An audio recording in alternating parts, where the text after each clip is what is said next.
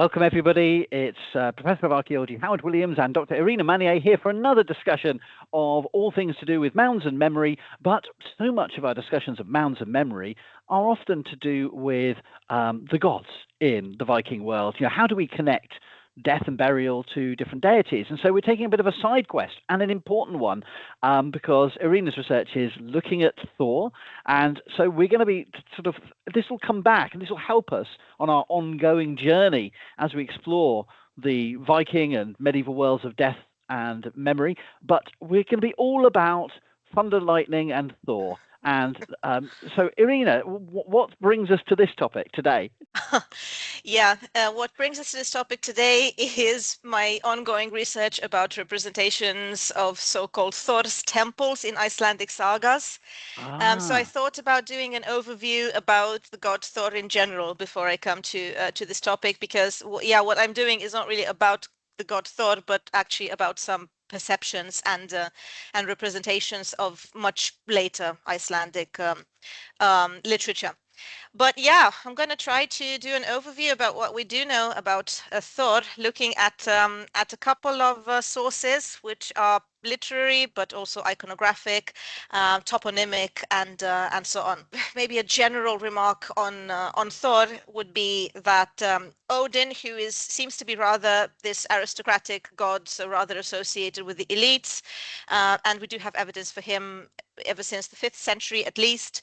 But then on the other hand, we have Thor, and Thor in all of the sources, he does seem to represent a people's god in a way. So not only this aristocratic dimension, but also he really seems to have been more deeply embedded into the lives of ordinary people, like seafarers and farmers, and especially the settlers in Iceland. The settlers in Iceland do seem to have had a particular affinity with the god Thor, who is not correctly represented in this late painting, by the way. It's 19th century painting.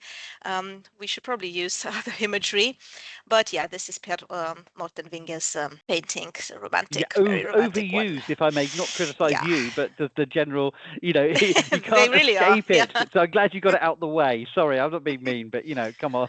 Yeah, exactly. Yeah. But yeah.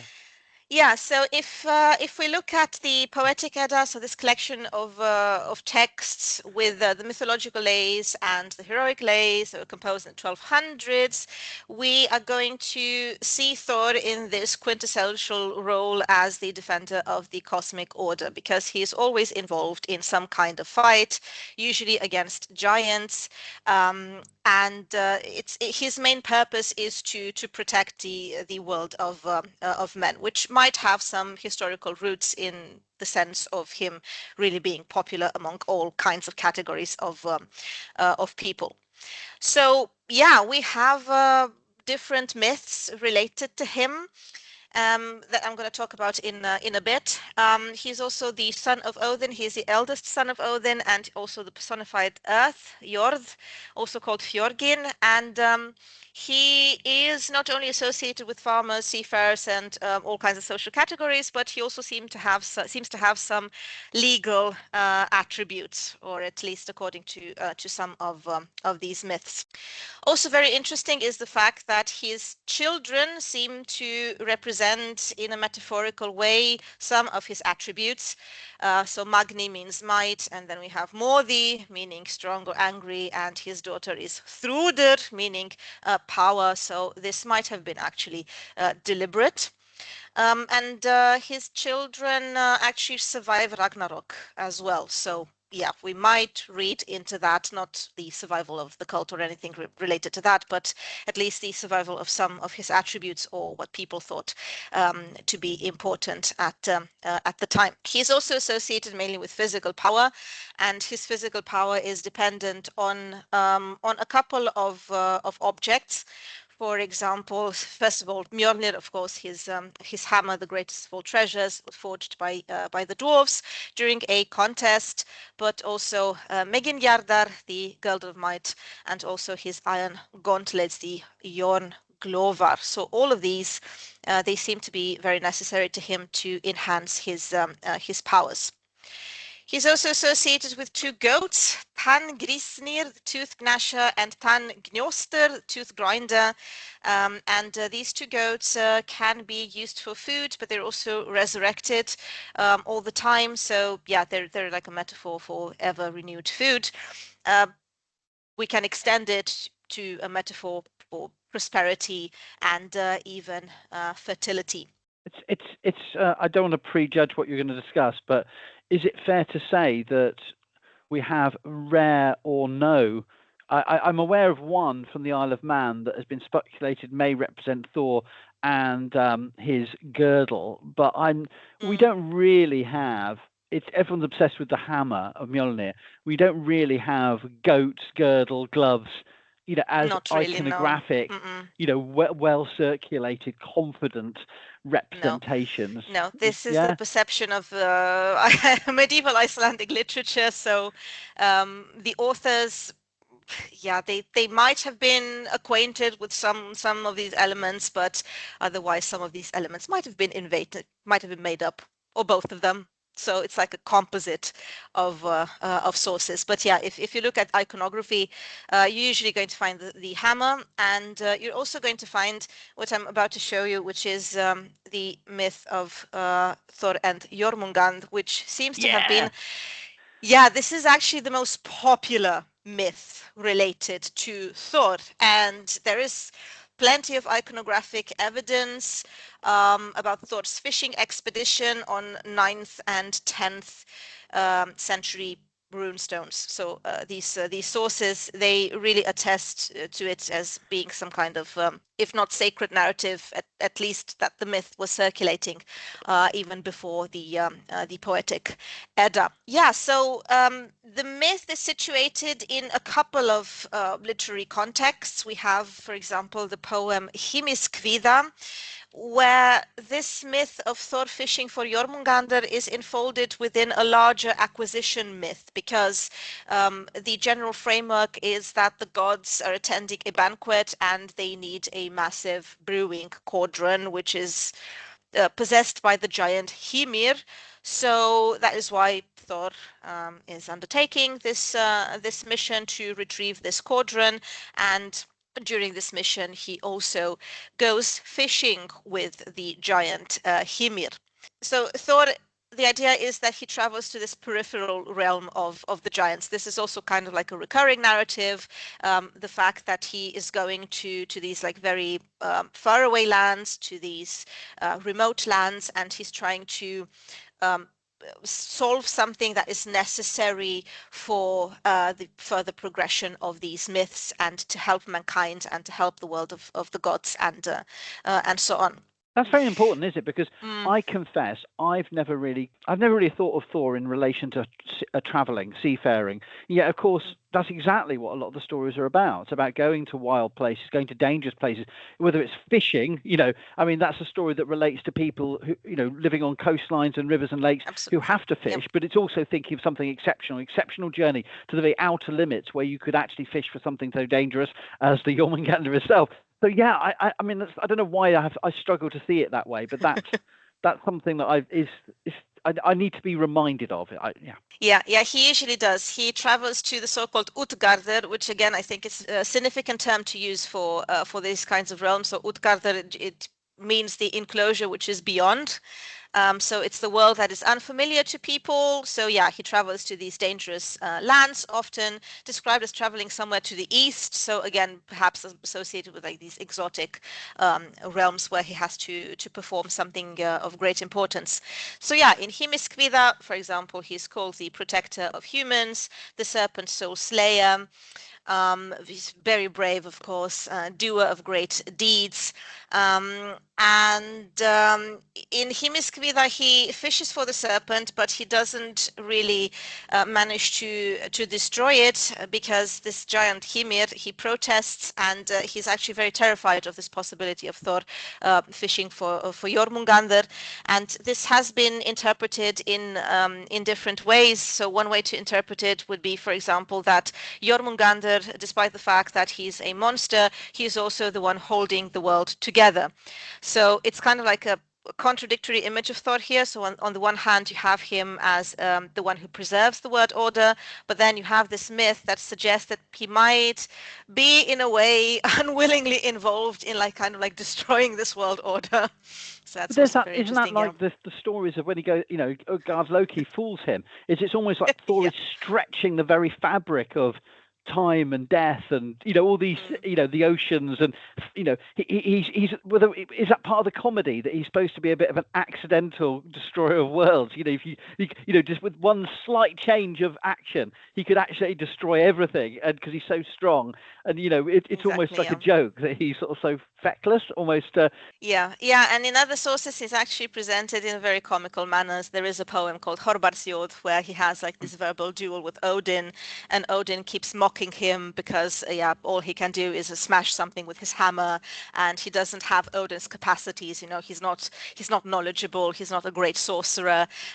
He doesn't have these cognitive capabilities that were very much associated with Odinic figures and Odinic traits.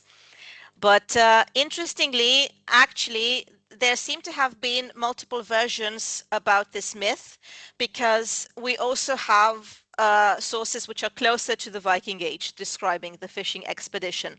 And there are actually two contrasting sources from the skalds Bragi Bodason, or Bragi Ingamni, Bragi the Old, and another poet called Ulfr Ugason. So they both use this very kind of strong visual imagery to describe it. So for example, Thor is described as the skull splitter, and then also the wrestling challenger of the followers of the ancient giant, and on the other hand,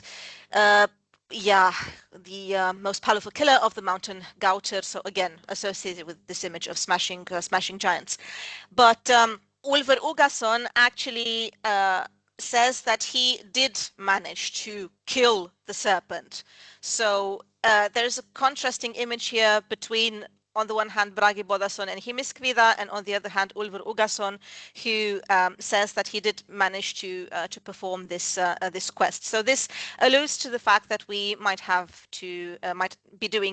be dealing with multiple versions of this myth, perhaps regional variants that then became solidified in such poetry. So there might have been actually multiple myths, but then in the Poetic Edda, much later on, a couple of centuries after these poets were writing, it became consolidated as the version where he actually does not defeat the world serpent, but he's going to meet the world serpent again during Ragnarok, where they end up killing each other. And this is the sort of image that you find also on iconographic monuments such as the Gosforth cross, which blends a lot of these pre-Christian and Christian motifs. It's not the only one, but when you have such an image of a boat and some kind of representation of the hammer and two figures, it tends to be interpreted as a potential image of this fishing expedition. In the Gospel Cross, you don't see it quite clearly, but there are more clearer sources where you can actually see a character pushing his foot in the boat, destroying the boat with the foot, which actually tends to be more compatible with this version we find in the Poetic Edda. So I think they're wonderful, both the Swedish and the Gosforth stones, because they're just like, it's Thor, he's holding a hammer. It's like this. It's just like, how do we know who it is? He's holding a hammer. But sorry, I just find that really funny, sort of like stylized. That's why I said potential. I mean, it's not even visually. It's incongruous. It's probably the last thing you're going to be doing, unless you're capturing a whale and you need to bash it over the head. It's hardly a logical implement to have in a boat, unless you're trying to actually plug up a leak that you've just done with you kick through with your foot. But it kind of does sort of. It's not exactly a standard seafaring trope from the Viking Age, and no one's accidentally holding a hammer. So it's kind of convincing that character is most likely Thor. So I mean, I find this detail quite convincing. This idea of Osmegin, of the divine strength, being associated with like the foot through the boat. So he pulls the line so forcefully that he just crashes through these planks. he has this myth, which is the most common one, but then he's also involved in other fights, and he's involved in fights which have to do again with the preservation of order. Yeah, And one of them is the fight with the giant Hrungnir. So the fight with the giant Hrungnir, this is represented actually in Skålskaparmál, less than the Poetic Edda, so in Snorri's retelling of the myth. yeah. It's kind of like a single combat between Thor and this stone giant called Hrungnir. Essentially, the giant Hrungnir, he boasts that he is going to destroy Oscardir, the realm of the gods, and also abduct essential characters such as Siv, who is Thor's wife, and also the goddess Freyja. And then Thor kind of like meets him at the border, and they have like this huge battle where Hrungnir's whetstone, shatters against Mjöllnir, and interestingly, a fragment also becomes embedded in Thor's skull. So he presumably the implication is there's not that we have any detailed representation, but that he has some distinctive deformities or disfigurements, if that's the word, that people must have talked about in story.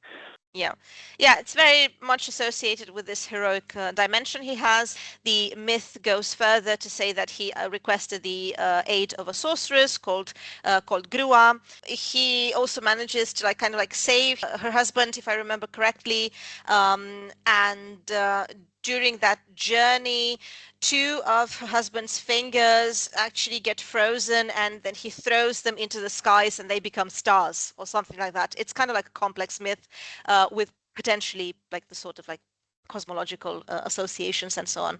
But we will find it in skaldic poetry again. So the kinsman of Hymir, Order, the leader of the troops, that would be Loki, pain crazed to bring in the girl who knew the old age medicine of the gods. Yeah, I forgot to mention that actually. Hrungnir is also linked to the disappearance of Idun, the goddess who was in charge of the apples of youth. And that was actually the major problem here, because the gods, they are starting to get old. And in order to retrieve that lost immortality, again, you need Thor in order to do that. So Thor is important for the protection of people, for the protection of the gods themselves, and his descendants survive Ragnarok. Yeah. Exactly. Yeah. He has a lot of these actions occur in the so-called mythical present. So his primary function would be the systematic culling of the giant race to ensure the survival of both the gods and humanity. We also have, for example, the Master Builder's Tale, which is also interesting because this giant builder who is aided by a mythical stallion to build Oscardir, he wants to finish the task only in exchange for Freyja. And when the builder nearly completes the work, then Loki sabotages him by transforming into a mare to lure the horse away. And this is how you get Sleipnir, who is the horse of Odin. And upon discovering the builder's giant identity, Thor basically ignores the oath of safety, and he shatters the giant skull with Mjolnir, which is an interesting act because it is a protective act, but at the same time one that terminates the golden age of divine innocence, because he disregards the orders of the other gods. The journey to Geirröð is also something you're going to find. It's a myth where he is instigated by Loki to go traveling without his hammer or belt, and it is here where the iron gloves are actually mentioned. He receives aid from a giantess called Gridr, who provides these iron gloves, and it's also told that he nearly drowned in the torrent caused by the daughter of this giant called Geirröður, and then there is this larger combat story where he ends up breaking the back of all these giants. Is there any logic or consistency with when he acquires these three key pieces of material culture? Because the Mjolnir comes from the dwarves, definitely. right? And that's the Sif story. And then, but the belt and the gloves come separately. They're not like here, have your magical things in one. There's not one. There's not Definitely. one Yeah, there's no story. coherent story. Yeah. No, no, Okay. no, no. It seems like it's kind of like a larger compilation. Like I said, probably the author would have had access to some sources that were lost, and yeah, he might have picked what he found most interesting to retell. But yeah, the let's say the common thread of them all would be that they are taking place in the mythical present, unlike the mythical future, which is related to Ragnarok and the general fight between the gods and the army of giants, where you have Thor on the one hand and you have Jormungandr on the other hand. Utgardaloki is also a myth that has quite an interesting framework, an allegorical one, because we have like this tale of illusions where Thor and his companions are basically humiliated in a series of rigged contests, basically. So, for example, he fails to empty a drinking horn, which is linked to the sea. Also, to lift a cat, which turns out to be the Midgard, the Ormr, or to wrestle an old woman, and this is what I like most, because the old woman represents old age, Ellie. Yeah. Yeah, but then again, the giant reveals that his feats were actually very much impressive, as he caused the tides to recede and nearly lifted the world monster. So the author, generally speaking, he very much acknowledges the power of Thor, unlike the verbal duel with Odin we mentioned before. Speaking of verbal duels, there is another example in the poem called Alvismol, where Alvis is this like dwarf, and he is requesting the hand of the daughter of Thor to be married, and they engage in quite a lengthy verbal duel of so-called flighting until morning comes and this dwarf is turned into stone. Do we have? I mean, people obsess about aesthetics, appearance. We obviously have no. You tell me otherwise, but we have no representation or description of any headgear. This is all romantic fantasy about winged helmets, horned helmets, any kind of. Is that correct? There's no discussion of. As far as I can recall, no, there is no headgear involved. No. And the red-headed or That is bareheaded. mentioned, yeah, Yeah, that is mentioned that indeed. is meant. Yeah. So there is a sense of at least some physical characteristic of Thor being, yeah, having that right. Okay. So it seems that the hair is meant, but at the same time, red is an attribute that is frequently used to generally designate anger. So Yeah. it might be related to that as well. So we're constantly in a world where we're trying to transpose literary references to mood Yeah, and still. emotion into actual physical characteristics, as if that was meaningful anyway. So there's no like standard. This is the thing. We modern audiences crave a canon of representation that we can like tick box, like a sort of playing cards or something. If he had top trump, he has this features and he was this tall and his trouser size was this. It doesn't work like that. We don't have that information. Yeah. Yeah, and this it's also like obsession with like these very, very small details. I mean, Yeah. I generally care about the larger picture. I mean, I don't really care what color Thor's hair was, but okay. So moving on to maybe more interesting sources, let's have a look at a couple of rune stones, because Thor is the only god who is invoked in a way on these rune stones. There are not a lot of them, but we have here, for example, from Denmark, the Glaventrup stone, where it is stated that Ragnhildur placed the stone in memory of Ali the Pale, which is very interesting because it is said that he is some sort of religious specialist. The translation from Rundata might be a bit off, but he seems to have been some sort of religious specialist, or at least in charge of a sanctuary, and at the same time he would have been a thane of the retinue. And his sons apparently made the monument in memory of their father. And then there is this guy Soti who carved the runes in memory of this lord. And then we have the mention that Thor vigi thessar runar, so Thor hallowed these runes. The next part is a bit uncertain because we have an example of of a very rare word. I think this is the only mention of the word reta, but from the general context, it would have been something negative. So it's a curse addressed to someone who would try to damage this stone. In rune data, it was translated with warlock. Yeah, maybe, or something in relation to that. At any rate, it's something negative, definitely. Yeah. A curse will come upon the person who Yeah. damages this stone or drags it.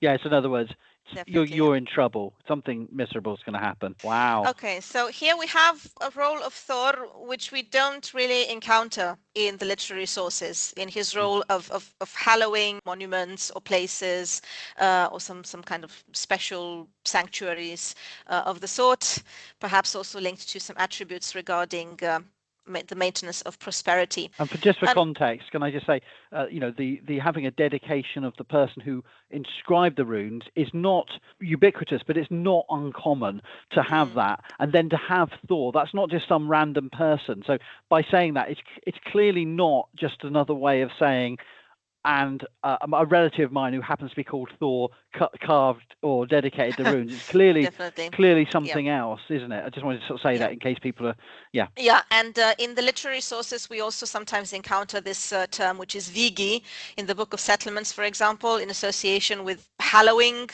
a place where the settlers are going to lay the foundations of their farm.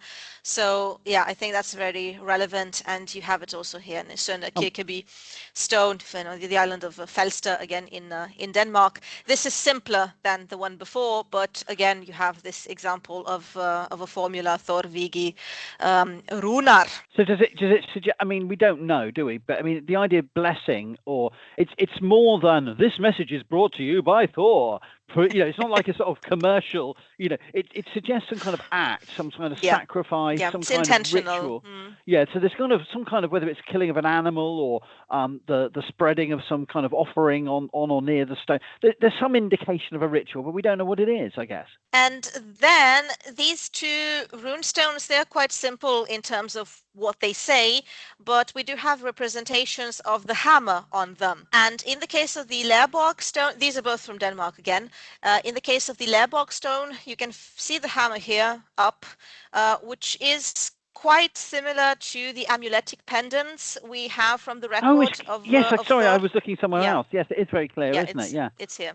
Yeah, exactly. So this is from the 900s. It might actually be associated with Thor. It's unclear whether that is really the case, because here we do not have Thor is hallowing these runes. We just have the hammer.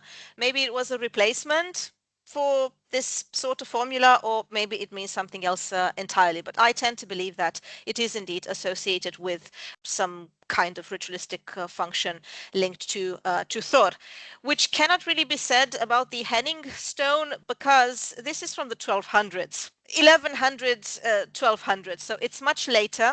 It's difficult to interpret why this is here, really. I mean, I suppose it might have been, on the one hand, some kind of antiquarian interest on the part of the rune carver. On the other hand, it might not have to do with Thor at all. It might be, I don't know, a symbol for a blacksmith or something related to some kind of crafts work. We're like a long time after Christianization, so I'm not sure if this really has to do with Thor. I must admit, I haven't really explored these before, but they're not the ones I've seen. Yeah, that one is intriguing, but that first one is at least representing the pendants, and it does fit into a longer. And it matches the chronology, yeah. And it relates to a longer tradition going back to the earliest runic inscribed artifacts of other symbols that are sometimes called divine symbols, that are seen to be sort of almost emphasis. They're for emphasis, like exclamation marks or dedicatory added to runic inscriptions. Whether we see them as magical, I don't know if that's a term that helps or hinders, but certainly, or divine doesn't help or hinder necessarily. But I like the idea that you're sort of almost a place marker of saying, and here's a hammer, just to make it extra, extra punchy. Yeah, exactly. The hammer is definitely an interesting element, also from the perspective of its potential links to fertility and prosperity, because there is a myth that it's late, yes, it's from the Poetic Edda again, so we know it's late. Yeah. But it might actually preserve some parts of this idea, because it's this myth with Thor who is cross-dressing in order to retrieve his hammer. He does so in a very particular moment. So he cross-dresses as one of the goddesses to go to this giant's home, and then he pretends to marry him. And then comes the hammer, and the hammer is apparently used to bless the wedding. So I know it's a late source, but this Yeah. whole idea of the hammer being used for blessings, this is kind of like incongruence with what we've seen before from the runestones, at least this allusion to the potential link between the hammer and some kind of agricultural fertility like ritual or something. And we don't know again, but axe hammers in earlier times have been linked to cultic practice. But Yeah, here definitely. the hammer blessing could be much to do with sound. The striking of a hammer on an anvil would have been a common, metalworking sound. But to make some kind of percussive, blow rather than necessarily sacrifice or anything. It could be, or breaking anything. Maybe it's just about smashing, to make a noise to punctuate the beginning, end of ceremonies. I don't know. I don't know if anyone's really, we can go any further with that, but. Yeah, it might be related to soundscape again, or perhaps also related to this more general idea of creating, because it's such a useful tool. You use it in kind of like these contexts where you shape something, you create something new. And the hammer is an older image. I mean, we have it on a lot of petroglyphs from Bronze Age Scandinavia, for example. Yeah. So we're not very sure about the links between the two of them. This is definitely a more sophisticated more refined manner of representing it, but the hammer is nothing new, like in this whole Nordic spiritual sphere. Thor I also found on the Kvinnebu amulet. So this is like a protective charm. It's kind of like in the same series with other amuletic objects we know of, such as the Sigtuna ones, or the one from Ribe. Yeah, I used here the newest translation of this amulet. Here I carve help for you, Bovi, with complete assistance. Fire is safe for you. The fire which took all the evil from Bovi. May Thor protect him with the hammer which came from the sea. So again, an allusion to this myth with Jormungandr. Flee from the evil one. Magic achieves nothing with Bovi. Gods are under him and over him. So Thor is used here in protective magic. So can I just clarify? I haven't read about this. So Bovi is the subject that is being. It's the subject, yeah. The person affected by some kind of disease. That last bit here. Magic achieves nothing against Bovi, more like with Bovi. Magic cannot harm Bovi. Is that the point of that? Yeah, right. Okay. Yeah, that is the point of it. Yeah. That's fascinating, isn't it? Very clear. Yeah. We have a couple of such amulets. The hammer which comes from the sea. Yeah, that's why I said. I mean, I'm thinking it may also be an allusion to the myth of Thor and Jormungandr. Of course. Otherwise, my brain's slow. Yeah, of course. So the hammer almost like from the story, from the sea, is a way of alluding to the hammer in that. Yeah, because there won't be many hammers associated with the sea, so that's enough to allude to Mjöllnir without saying Mjöllnir. It's the hammer from the sea. That's all. Does that count as a kenning, or is that not really? Because it's a sort of half kenning. I think it's quite straightforward. It's too straightforward, isn't it? But it's alluding to But definitely, so this was used. This would have been worn because it clearly shows in the picture that it's an object that it could have been used, and it's also very similar, like I said, with other amulets we know of, which don't mention Thor, by the way. They do mention other gods. They mention Odin, for example, or they sometimes tend to be more general, like the Almighty God of something. I don't know. It's again, I think it was something very very regional. If we look at the distribution of Thor's place names, this is also very interesting. So this map is taken from Wikstrand, from the compendium, the pre-Christian religions of the north. And we can see that there are a couple of, so those marked with cross are like with this empty circle, that they're unclear, but we can notice a concentration in particular areas. So I was surprised when the concentration showed to be in the area of Uppland and Mälaren in Sweden, because this is something that's more likely associated with Freuer, and I think it's because of the influence of Adam of Bremen. So shame Yeah, on you, Adam. yeah. Although, to be fair, he does mention Thor as well. Actually, he says that Thor was in the middle of this temple he describes in Uppsala.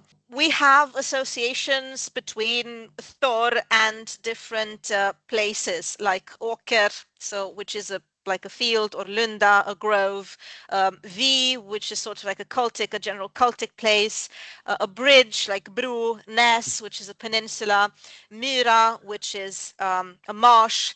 So all kinds of natural elements that are associated with Thor, and I think that's quite compelling. I can't remember the full distribution of Odin and Tyr names, but this is the most international, if that's the way to put it, almost the most distributed of the Yeah.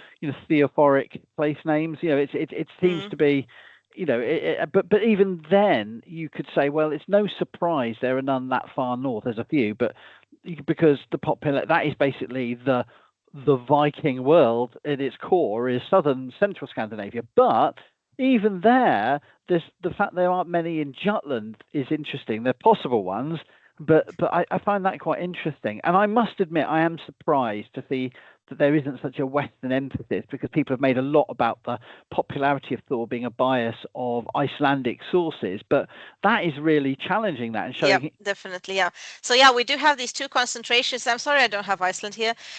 We do have a concentration in Uppland, and then again we also have a concentration in Iceland. But then, as you said, there seems to be, unlike the other gods, theophoric names, broader distribution, or at least in comparison to the other gods. So Odin and Tyr, these gods which generally have attributes of great authority and power, they were much more concentrated in the area of Denmark nowadays. Yeah, Yeah. So the first place where you have state centralization to be associated with Odin from the migration period onwards, that's actually not surprising. But yeah, yeah. this thing with Mellor and Uppland is also very interesting. But that's not to say that in Denmark we have a complete absence of Thor. Because we No, have, for no, no. example, Thorslundir, so Thor's Grove. I think the author mentioned 7 such places or something like that. Yeah, Yeah, around yeah. 7, but fewer than Sweden. That's quite clear. Yeah, in Iceland we definitely have a lot. So we have Thorsnes, for example, which is a major headland in western Iceland. This was the place that was colonized settled by Thorolfur Mostraskegg, who is a very important Thor worshipper. We find out about both in the Book of Settlements and in the Erbygja saga. He's the one who threw the high seat pillars carved with Thor's image overboard to let the gods choose the landing site. And then we also have Thorsmörk, which has become a very popular tourist destination now. Oh, I went hiking myself there. oh. It's very interesting because it's a forested area, one of the few forested areas in Iceland, Ah. mostly with birch trees. Yeah, and also a volcanic region. Can admire there the majestic Eyjafjallajökull, the glacier volcano, which disrupted air traffic in Oh, yeah. Europe back in 2010, I think.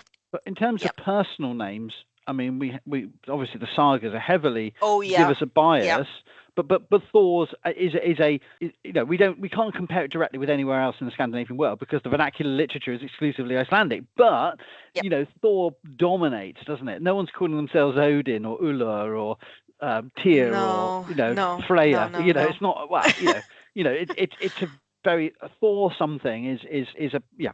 And a couple of examples of Mjölnirs here. So the Mjölnirs are also very, very interesting study material, because they seem to be very, very diverse.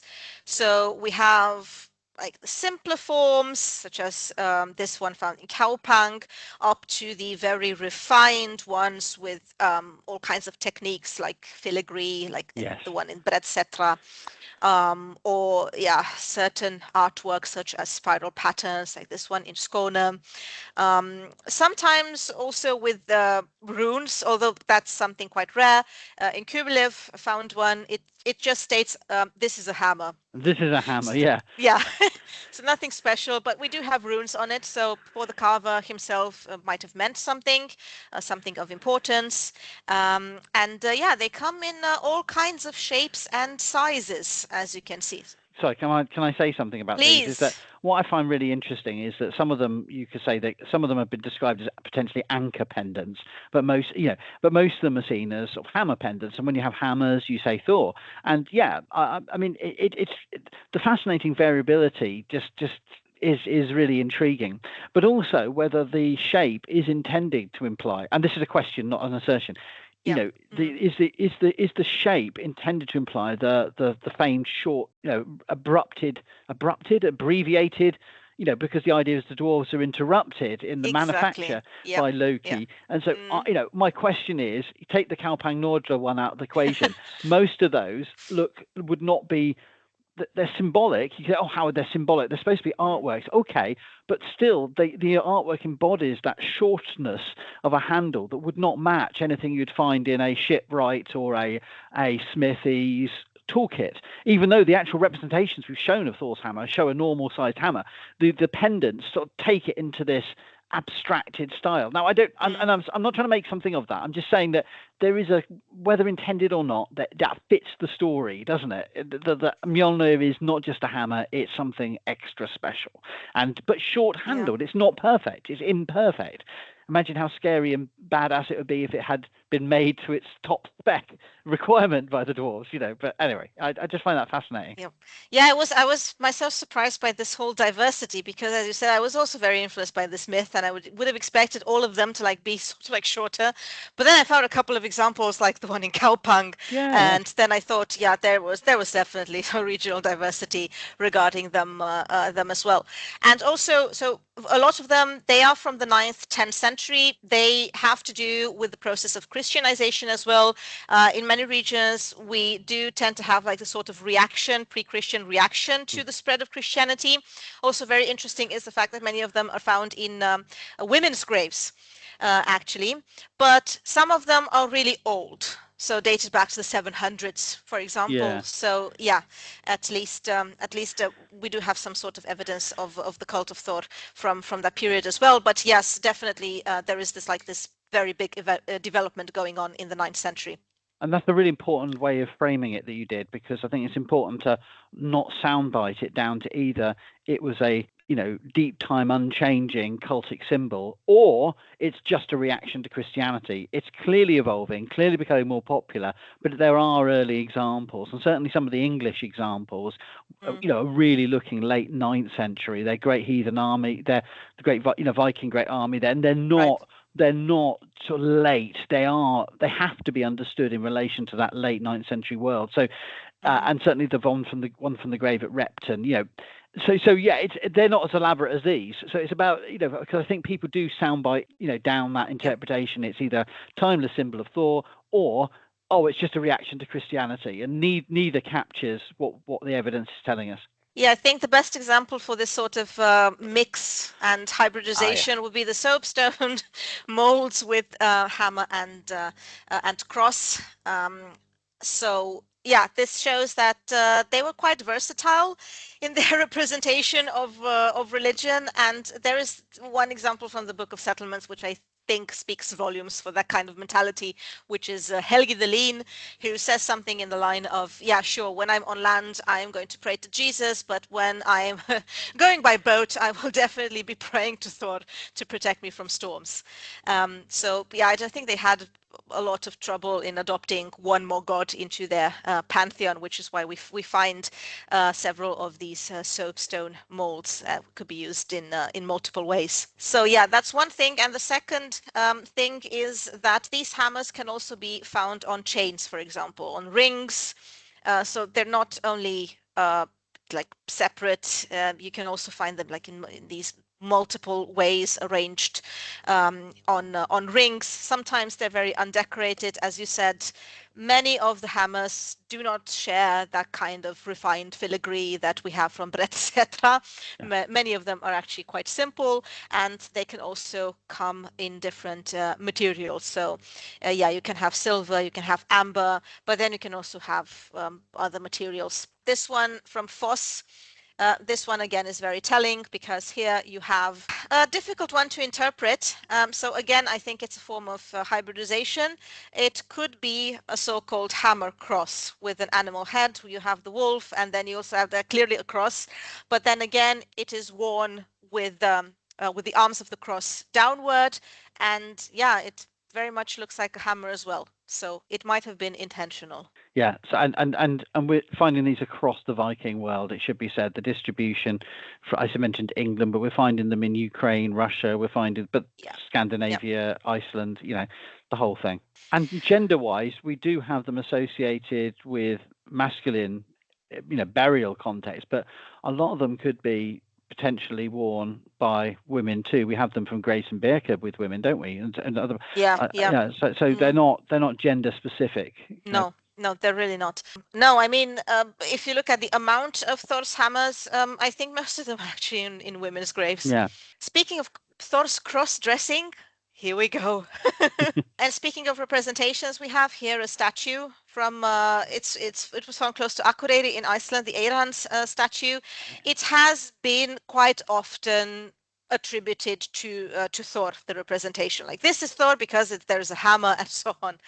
I'm not very sure about that, especially because I think there is a new study having been done quite recently about chess figurines or knefatafel figurines. And this seems to be very much resemblant to other representations of like a figure that would have been the equivalent of the king or some sort of more important figure in this game. And it seems to have been some kind of symbolism here, because all of these figurines, they seem to be touching or pulling their beards in one way or another. So whether that was intentionally done so to look like a hammer, I don't know, but this is clearly a beard from the posture and the activity of this person in Eyarland. So the symbolism would be this sort of like masculine look. And I think it has also been interpreted as being a bit sexual as well. I'm just disappointed that more male Viking reenactors don't reproduce this exact look. Yeah, right. So a lot of ink has been spilled on the Indo-European connection as well. So we have a couple of interesting connections, both in Interpretatio Germanica and in Interpretatio Romana. So basically the Interpretatio Germanica would go into the direction of how the Germanic-speaking peoples would have adopted the Roman 7-day week. I'm translating Dies Jovis to Thorsdager in Old Norse, but also in other Germanic languages. So yeah, it has been theorized that because of this translation, it would have had to do with the celestial role as a master of thunder and lightning. So generally this connection, and this has been amplified as well by Adam of Bremen's description of the Uppsala temple, because he noted that Thor occupied the central position and also held a scepter. I don't know, maybe he misidentified the hammer, or maybe he made it up. Could also be. But at any rate, in this sort of interpretation, Thor is made to resemble Jupiter. On the other hand, we have the Interpretatio Romana, which says something different, in the sense that in older times, Tacitus, for example, he rather identifies Thor with Hercules, and this is something we see in some cults in the Rhineland. Now, this is way before the Viking Age. This must also be highlighted. But in some of these cults in the Rhineland, so the border region where the Romans and Germanic peoples had contacts, we have some sort of divinities which are called Hercules Magusanus. And the second term of this denomination seems to relate to an old word meaning power. Therefore, might be drawing a closer connection to Hercules, especially if we look at the functional equivalence, because Hercules and Thor, they are both monster slayers, and they're very much dependent on physical power to get things done. But like I said, this is not Viking Age. Yeah, this has to do with the first centuries, like between the 1st and the 4th century, roughly. Yeah, and if you look at the structural comparison, there have been connections done as well, especially by Georges de Mézil. These are basically structural. And the structural connections would point towards a link to the god Indra, for example, from Vedic mythology. And this is based on the fact that they both seem to kind of like look the same and also do the same things, like navigate the heavens in chariots or having prodigious appetites and so on. So this has been quoted quite a lot, the resemblance to Indra. On the other hand, we have some connections with other pantheons, with the Slavic, Baltic, and Celtic pantheons, and perhaps the most striking resemblance would be with the Slavic god Perun. And in fact, the primary chronicle, but this is like a controversial source. I'm not very sure how much we are to believe it, but at any rate, it is mentioned that the Rus, so that was kind of like a hybrid community in Eastern Europe. They swore oaths by Perun, said to be the god of thunder, and whose attribute was an axe. So perhaps this was a local manifestation of Thor. And similar to that, we also have from the Baltic pantheon the god Perkunas, so the Lithuanian thunder god, also described as riding a chariot and wielding a hammer. So yeah, I suppose from a geographical standpoint and also from a structural standpoint, there are definitely similarities here. And yeah, one of the interpretations would be that all these characters would have derived from one primordial god. Let's leave it at that. Well, I mean, I'm very, at one level, I'm not totally dismissive of the fact there were deep time, I mean, such generic connections. Yeah, and people in the past would have been interacting and making observances of parallel roles within different places they visited of gods. But I'm currently being, just for flag up and self-promote, I've just been doing a series of TikTok videos trying to unpack some of the attempts to match Thor into the lesser-known Tunor from Old English and Anglo-Saxon sources, and the evidence is always wanting, and also some spurious attempts, even to claim that we've got evidence of Thor's hammers from early Anglo-Saxon context. They're Thor's hammers by accident, I think. I'm not convinced at all. I mean, they're so few, and they only look Thor's hammerish because we're back projecting, and we almost want to see it. You know, so I'm not saying there wasn't a deity called Tunor that was worshipped in parts of southern eastern Britain in the 5th, 6th century, but if there was, we know so little about that character that, you know, we don't really understand how much they are connected to the Old Norse version. That's my thoughts, but, you know, it's different when you get to the archaeological evidence. Yeah, so my impression is that this sort of Indo-European comparison has been going through a sort of a resurgence lately, with these connections being revisited, and there's definitely some merit to it. I mean, at least from a structural standpoint, you can find a lot of these connections, but what remains unclear is whether you do have like the sort of like grand deity that would have evolved into these local deities, or if you have rather regional character to all these deities. And this is actually why the Samic connection comes in handy here, because the encounters between the Norse and the Sami, the Finno-Ugric neighbors, is now quite well documented. Yes, that's true. So this might have led to the emergence of some kind of hybrid gods or lone gods, or at least in terms of some of these motifs. For example, Ukko, a thunder god from Finnic mythology, and his consort Rauni, which are described to be linked to fertilizing rain. So this might be an interesting connection with Thor's ability to provide as in terms of agriculture, so in terms of prosperity. Yeah, Snorri and Saxo, I think we should dismiss. I mean, they are interesting from the point of view of how medieval authors would have interpreted these more ancient pre-Christian deities, but yeah, they definitely go into the direction of euhemerism. So they consider the gods as being humans at some point, as deceiving people into believing in them. And Snorri, for example, he associates Thor and generally the family of the Aesir with Troy. So that's part of the learned medieval tradition. But again, interesting, this classic, the Eastern associations in the stories with the Eastern, legendary connections. Yeah. And now moving on to Iceland. So in Iceland, Thor, as we said before, he has a very poignant presence. In the Book of Settlements, for example, there is this recurring motif of the Öndvegisúlfur, so the high seat pillars. They're often carved with an image of Thor, and we have the example of Thor of Mostraskeg, who uses them in order to settle. And the settlers, they seem to be using Thor to get like very specific landing advice, which is, yeah, not something quite surprising given their activities. So he seems to have been very involved into this whole idea of protecting people during storms.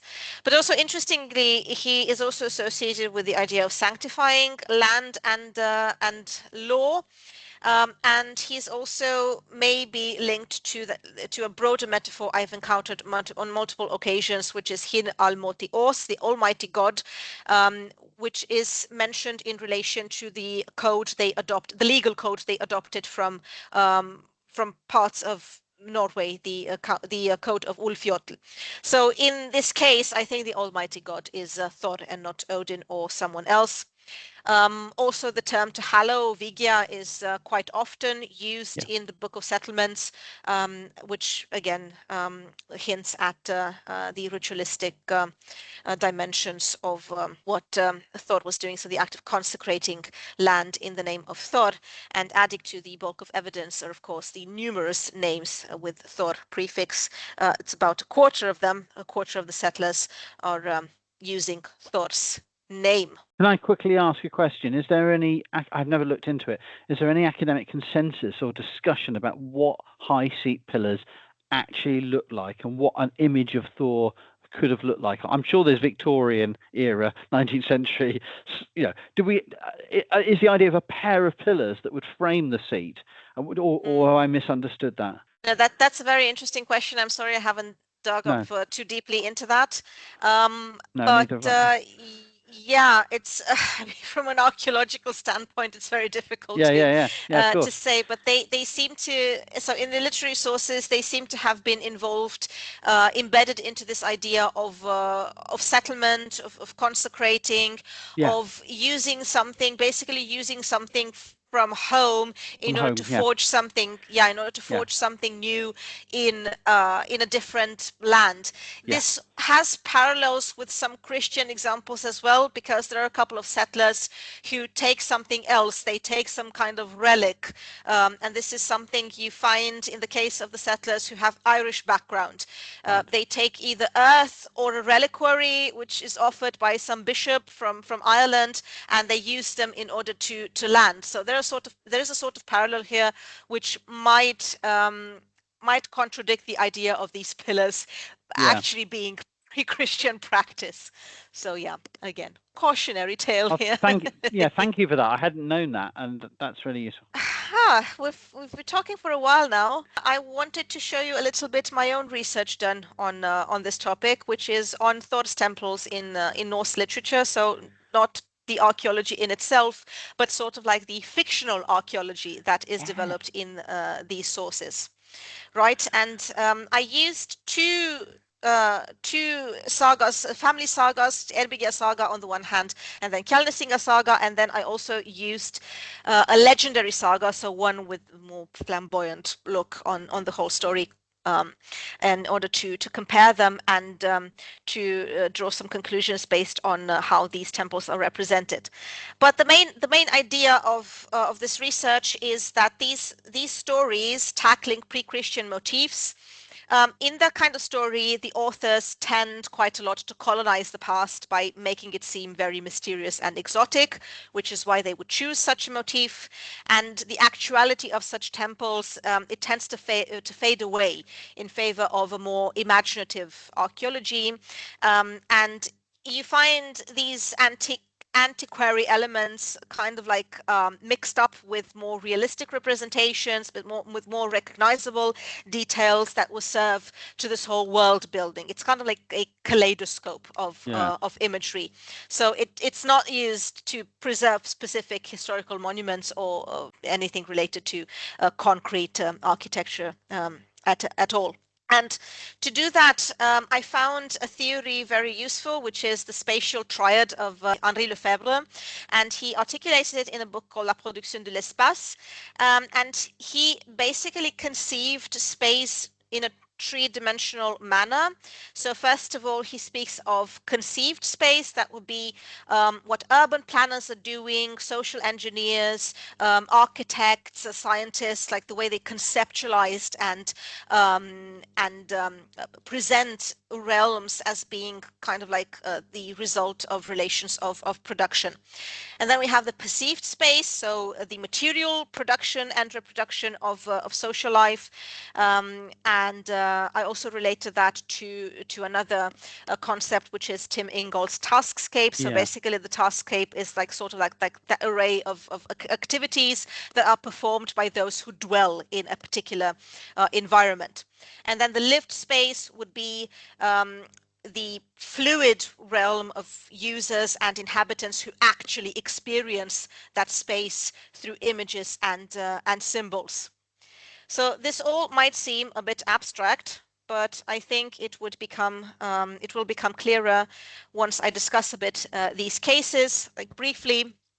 So in all three cases, we have a so-called fictitious geography and also a fictitious archaeology of Thor's temples, because this construct, so what the authors present to us as Thor's temples, is actually a very sophisticated historiographical construct that is very deeply rooted in the learned culture of the Middle Ages. So we have Latin clerical traditions, we have ecclesiastical architecture, which is taken as a model in these sources, and also some narrative strategies that are using in order to make these descriptions function. So we can have very fantastic representations. There is the temple in Sturla Saga, which is described as a very demonic place, for example. But then again, the temple in Erbygja Saga tries to maintain a little bit of realism, also trying to link it to the actual environment. And this theory and methodology of Henri Lefebvre is useful in the sense that it can structure this environment a little better than it was done before, and we can also link it to the representation of the church itself as a site of spatial ambiguity or ambiguous spatiality, which was something already done by Sverre Jakobsson in 2010. And also by Matthias Eggeler, who has written a book about landscape and the way the observers interact with the landscapes from multiple points of view, so visual, ideological, and so on. So I'm gonna move directly to the case studies, because I probably bored everyone until now. But yeah, so Erbygja Saga, this is the story of Thorolfur Mostraskeggr and his temple, the temple he builds as a Thor worshipper. So if we look at this theory, the conceived space, this is related to the idea of the author using with intent some Christian cognitive framework to make it function, because he clearly describes the sanctuary using ecclesiastical typology. He says that the temple resembles a choir in churches nowadays. So he definitely projects like the sort of 13th century Christian architectural code onto the pre-conversion landscape. And the space would have also been perceived as a jurisdictional zone where you have the chieftain, and he maintains the organization through the temple fee, through the Hoftoller. And this functions as a fiscal code reproducing social hierarchies. And again, we have the parallel to the church taxes. Snorri the Godi eventually built a church in this landscape at Helgafell in the Holy Mountain, and his father-in-law built another one at Hraun. So essentially, the religious shift is complete. Right. So how the space is perceived and presented in the source. So the empirical reality is defined by the presence of the silver ring, in particular, the one linked to legal oaths in the district. So you had to swear oaths on this ring, and then you have the hlautboli for animal sacrifice, the holy bowl, and you also have the holy nails, the so-called reginnaglar, which apparently would have been driven into the high seat pillars. And it is mentioned that during rituals, animal blood was sprinkled over the temple walls, and then the worshippers would assemble and use a sacrificial twig, a hlautein. There is also the so-called Thor's stone and a judgment circle at the Thorsnes assembly, and this was used to anchor the family in the landscape, and also it seems that it also functioned to link family claims to the tangible landscape, so claims to property and claims to law. So we can see that at least in the case of Erbygja saga, the author is trying to draw this connection between the landscape and what the places are called, and specific families that were very much rooted in this region. And it was the sacred space also because of the prohibition against biological defilement on the assembly ground, which is actually the trigger of this feud, because as we mentioned before, in this triad of representation, we also have the lived space. So that would be the way these people actually interact with the space, their fluid experience. And this is manifest in the belief that Thorolf and his kin, on the one hand, they would go into this mountain, which is the Helgafell, after their death, which I interpreted as a symbolic extension of the domestic space into this sort of natural environment. But then again, we also have this element of the temple functioning as a site where social strife is suspended by the laws of inviolability of the sanctuary. But the conflict takes place, and this conflict marks a violent intervention in the lived space of the community, and this conflict involves a rival called Thorgrim. He and his kin refuse to comply, and they declare that they don't want to wear out their shoes walking all the way to the skerry instead of relieving themselves on the grass. And this is exactly what they do. They basically defile the temple, and this leads to a fierce battle on the assembly field. And because the ground was subsequently defiled by the spilling of blood, the assembly site had to be moved. So this is, in essence, sort of the methodological framework I am trying to use in order to show these interactions between these interpretations of the space. All right, so Kjalnesinga saga is also a relevant example. This contains the temple of Thorgrim the Godi, and it's a more spectacular, symbolically charged space. But then again, we can find some kind of similarity to the other one as well, because also in this case, the temple is presented as being this grand architectural structure measuring about 100 by 60 feet. It's described as rounded on the inside like a vault. So this reflects a conceived space of a medieval audience who would have been familiar with Romanesque or Gothic vaulting, not really traditional Viking-age longhouses. So really the conceptualization was very much medieval. And the same thing we can notice in the idea of Thor being in the center, flanked by other gods, which is also an image Adam of Bremen is using. So it's sort of like this idea of an ordered and static theology in the way authors are trying to represent it. There's no genuine argument outside of literalists in the 19th and early 20th century. So the main question of this research I'm doing is not whether this was real or not. No. The way space was represented. from these absolutely. multiple perspectives, and what a fictional archaeology would have looked like in the Yes, 13th, 14th century. absolutely. So in terms of the perceived space in this saga, for example, we find the idea of the sacred fire, of the Heilager Elder, that was mandated to never go out. And then empirical activity was also linked to a blotkelda, to a well of sacrifice outside of the door, where victims were physically cast. So kind of like an extreme form of ritual obligation. And then the saga tries to authenticate it by saying that the temple's cross beams were later incorporated in a church. So you can also see this attempt on the part of Ah, the authors to like really link these antiquated images to like very contemporary images that people can actually relate to. that is really interesting, isn't it? I That think that so. sort I of hope so. that material they're trying to. Well, it's not just a description; it's a material connection through. I just find that really. Yeah, Yeah. yeah, yeah. Yeah, this saga also has some very interesting characters.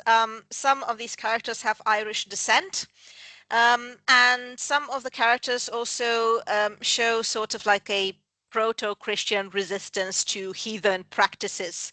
For example, we have a character called Bowie, who is presented as this kind of like noble heathen who's very much unhappy with the sort of pagan practices of the local chieftain, and he ends up refusing to pay the temple tax, and he also declares the cult to be despicable.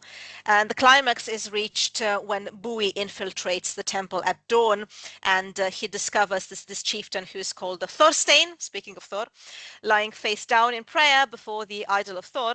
And in a moment of violence, he seizes him and dashes his head against a stone so forcefully that his brains spill across the floor. And then he proceeds to destroy the temple. He takes the holy fire to ignite the hangings in the temple.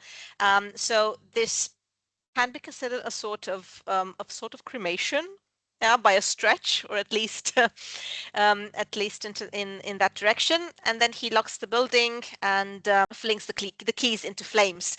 So basically, this whole act Wow. of cremation and destruction would be Bowie's creative act, right? Yeah. Because by it he nullifies the authority of the local pagan chieftain in order to create something new, like a new space, a new sacred space, by destroying the old one. Yeah. Absolutely. I love Yeah. that. Okay. And last but not least, my third example would be from Sturla's saga. This is definitely, yeah, a much more flamboyant representation, because if you read the saga, you're going to find all kinds of fantastic elements. This is basically a quest. So Sturlag is this guy who's presented like a coal biter, so good for nothing, and then he goes on to this Arthurian quest, and he encounters a lot of antiquated elements that he needs to fight one way or another. So I'm just going to talk a bit about the temple that is presented in the saga. So it's rooted in a demonic representation. So this kind of demonic representation is later on, from the 14th century almost. It's found in saints' lives, for example, and all kinds of ecclesiastical histories. And it has its prototypes in descriptions such as Adam of Bremen again, where the author of the saga basically replaces some deities with personified versions of Odin and Thor, who sit seriously in the high seat. I found it very interesting the way the temple is represented, because it is presented as being filled with these traps to prevent entering it. So it is said that it is made out of precious wood, and there was Thor alone with a watch horn on a table before him. This is the magical object that needs to be retrieved from the space. And it is also clearly specified that Sturlaug is the only one allowed to enter this temple, because he is going to be lucky in the end.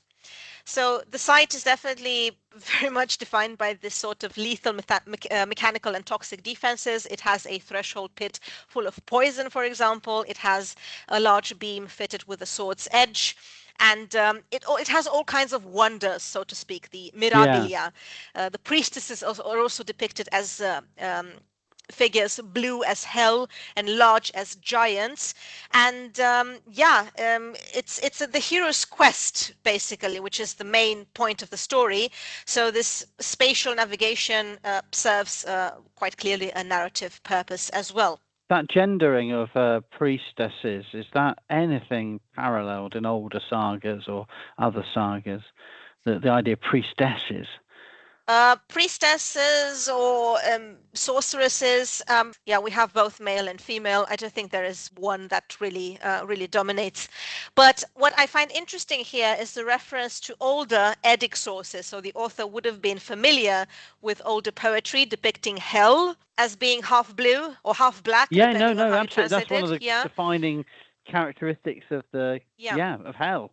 And in some of the sayings of these priestesses, we also find older Eddic meter. So the author would have been familiar with that kind of poetry, Wow. and he would have integrated it into this whole material. He really wanted to level up and create this sort of like Marvel Yeah. universe, this otherworldly Proto-Marvel. universe. Yeah, definitely. It's filled with visual illusions, this idea of the demonic entrapment, which is so the space is directly lived through these associated images of fate and death, which seems to be a recurrent topic in the saga. And again, we have this sort of like destruction or cremation of the temple by Sturlaug, which can be interpreted as the final triumph of a Christian-style heroism over a space dominated by the demonic, so the demonic other. I have a difficult question for you, but is there any way that some of this could be seen as critiques of the more lavish and opulent church architecture that they are alluding to, perhaps not the common churches of that people, so there's an othering sort of play there? I don't know, that's just a thought, it does it sounds like That's definitely an interesting thought that I'm it's going almost like, to well, just a thought jot that down are they later. thinking of, say, Nidaros, or are they thinking of Bremen, or are they thinking of London, places that far-flung Icelanders would see, and that's their other Yeah, of opulent churches or wherever, as opposed to their more their more localized experience, because this is almost like above and beyond, isn't very, it? very lavish. Yeah, Yeah, just a it's thought. very Yeah. flamboyant. Yeah. So it's definitely a possibility, and the other possibility would be to like sort of like represent this pre-Christian heathen world Yeah. as being infused with a sort of demonic topography. But yeah, the point is that previous scholarship has often struggled to like kind of like reconcile these images, because we have like this more realistic depiction at Hofstadir, the more realistic temple in Erbygja saga, and the sort of like very demonic temple in Bjarmaland in this legendary saga. So I think this is the sort of framework that can move us a little bit from asking the same question all over again of how real were these temples. And the real question I am asking is what this sort of presence would have done to the human experience of space. So, for example, in Sturla Saga, the personified Thor sitting seriously in the high seat would signify a space that is directly lived. Paranormal or not, these images would have had the power to elicit all sorts of emotional responses. And this dimension would allow to like sort of like integrate all these supernatural and paranormal and affective elements of Norse literature that have often been dismissed by proponents of realism. Fantastic. And are there any other temples or shrines to other deities, or is it Thor is the only one that gets a architectural envisioning in the sagas? In the three examples I offered, these seem to be like the more complex descriptions. Otherwise, we do have a couple of allusions to other gods as well, like Odin and Throir. But these ones they really seem to be very detailed, and you can definitely see the attempts of the authors to produce like this sort of kaleidoscopic image where they integrate both elements of what they consider to be the distant past and contemporary elements in order to sort of produce an effective an effective memory, where the temple is seen as a site of power, where on the one hand, just like in the case of the churches, you have a person of power trying to enforce some kind of social hierarchy, but then again, these temples are also infused with all kinds of activities, with all kinds of labor in the landscape that seems to be gathered from everyday activity to sustain their functionality. So yeah, I would say that they're creating a sort of material environment filled with images and symbols that might function as a site where they're trying to construct memories and also really struggling to integrate these supernatural elements and also the emotional aspect of it. So we shouldn't see these temples as a sort of static literary motif. We should try to define it in multiple ways, and in the way that would endorse these paranormal elements to be integrated into the imaginative universe, and at the same time the ideological framework offered by these authors. So in the sense of this perceived space in particular being defined by the results of what the people are doing in these temples, and how the temple is defined by human activity. Now, what they're doing in Kjalnesinga saga, for example, Erbiga saga, when these rituals are presented, like I used before, the idea of the taskscape. So yeah, this would be a good concept, I think, to show that the people were actually trying to interact with everything they would have been experiencing in the sort of landscape. So in terms of fictional archaeology, overall, I think the Icelandic authors really did a good job. That's wonderful. Thank you Yeah, so it much. was kind of like fast forward because I was running out of time. I didn't want it to last for like 2 hours. So But no, yeah, but I hope the audience could get the main idea, the absolutely. gist And of it. Yeah. this is ongoing, exciting research. And what we've done is combined a really good, well, excellent overview of Thor, an introduction to Thor in the different sources, including the archaeology, and then your ongoing research into that sort of fictional archaeology. And I love the idea of applying a taskscape to this kind of fictional landscape of how it's represented in saga literature, people imagining structures that they have never seen themselves, but they're imagining in a world of the past in their present. It's And to see fascinating. how invested they are in these Yeah. images. Yeah. And whether there ever was such a structure is very unlikely. But these things are every period of time we're looking at, people are constantly mediating between their lived experience and ideals of past, present, future, and the connections between them. It's fascinating, and that's the kind of memory aspects that we're playing with when we're looking at the burial mounds and the funerary archaeology, as well as the cultic structures and landscapes that we're seeing. Well, thank you very much, Irina, and we shall be back for more in the future podcast. But for now, thank you very much. Yep, thank you very much, and make sure to subscribe to both our channels and to follow us for upcoming episodes with more exciting stuff.